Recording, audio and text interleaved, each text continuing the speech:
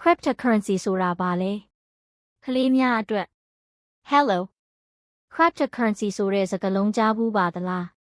Internet ပေါ်မှာနာမည်ကြီးပေမဲ့အယမ်းမရှုပ်ထွေးပါဘူးလွယ်လွယ်ကူကူနဲ့ရှင်းပြပေးမယ်နော်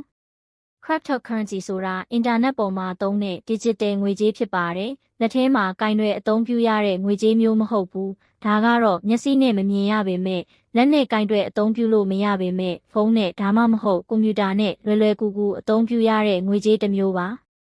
ကိုယ့်ရဲ့တငယ်ချင်းကိုဖြစ်ဖြစ်ကိုယ့်ရဲ့မိသားစုကိုပဲဖြစ်ဖြစ်တခြားနိုင်ငံကလူကိုပဲဖြစ်ဖြစ်တယောက်နဲ့တယောက်အလွန်မြန်ဆန်စွာနဲ့ internet ပေါ်ကနေ Bitpay တို့ Apple တို့လိုပို့လို့ရတယ် Cryptocurrency ကို blockchain ဆိုတဲ့နည်းပညာနဲ့အသုံးပြုထားတယ်ဒါကိုလူတိုင်းမြင်နိုင်တဲ့စာအုပ်တအုပ်လိုမျိုးသဘောထားပြီးကြီးလိုက်ပါတယောက်ယောက်ငွေပေးရင်ဒါကို program တွေကမှတ်တမ်းတင်ပေးတယ်ဒါကြောင့်လဲဘယ်သူမှလိမ်လည်လို့မရပါဘူး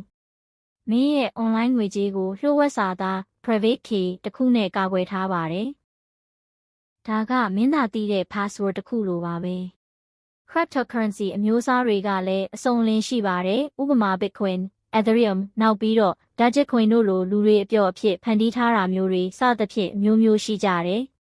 လူတွေက Cryptocurrency ကို online မှာကုန်သွယ်တာဂိမ်းကစားတာလို့ခေါ်တဲ့ရုပ်ပုံလက်မှတ်တွေစုတာတွေအတွက်သုံးကြပါတယ်ဆိုတော့ Cryptocurrency ဆိုတာကတော့မြန်ဆန်လုံခြုံပြီးစိတ်လှုပ်ရှားဖွယ် digital ငွေကြေးတစ်ခုပါပဲမင်းလည်းမကြခင်မှာသုံးနိုင်မှာနော်စိတ်ဝင်စားရင်ကိုယ်တိုင်ပို့ပြီးလေ့လာသင်ယူကြနော်